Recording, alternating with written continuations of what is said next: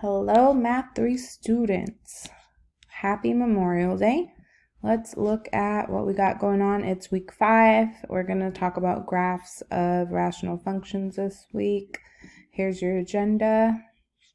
No school today. It's Memorial Day. I wasn't quite sure how to split this up. I mean, amongst Tuesday through Friday, you got to finish this stuff. So I just put it in between Tuesday and Thursday. You got this video, check-in form.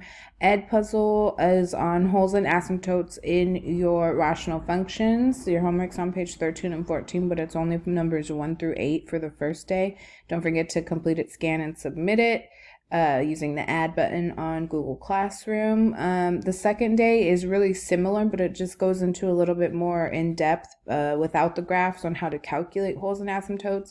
It's the second part of page 14, so it's number 9 through 18, the bottom part of the page without graphs, and we'll take a look at that in a second. Nothing new here, same repeat information, which homework problems to do. Don't forget to scan and attach your work. Same thing, Edpuzzle, homework, scan and attach your work, okay? Here's what the homework looks like. Now, it is a little bit strange. Well, not that strange. It's all the way at the bottom of the page, at the bottom of the document. And here is what it looks like. So day one homework, I'd give you the graphs and I just want you to tell me where these things are happening. Where's the vertical asymptote? Well, here's that vertical line and it goes through x equals -4. And then where's there a hole? Also right here, x equals +4. You could see that little dot there, okay?